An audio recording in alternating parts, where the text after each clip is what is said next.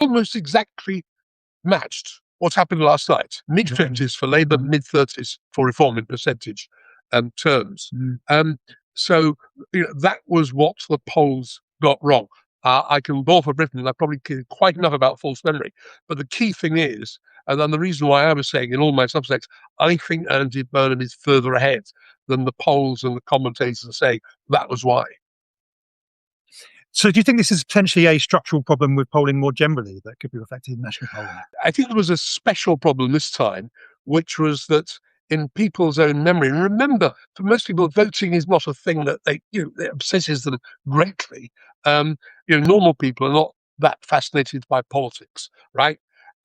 So when you have two elections a couple of years ago close together, one with a very, very well-known, very popular candidate who is standing in the new election, right, for the by-election, and somebody who's less well-known, who was a new MP 2 years ago, then it's not at all surprising that in this case there was likely to be a skew towards people genuinely believing that 2 years ago they voted for Andy Burnham because they did, only not in the general election. They did in the mayoral election.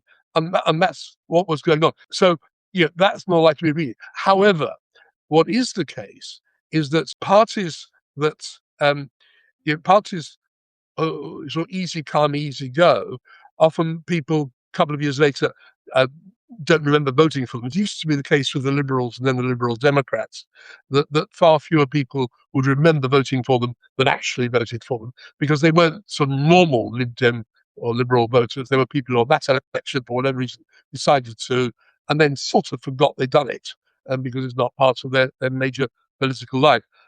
So there's probably still a bit of a problem, but I think it was an exceptionally acute problem because of the particular confluence of having a very, very, very well-known and popular candidate who they'd voted for 2 years ago, but in a different election. And I think that's where the polls fundamentally got tripped up.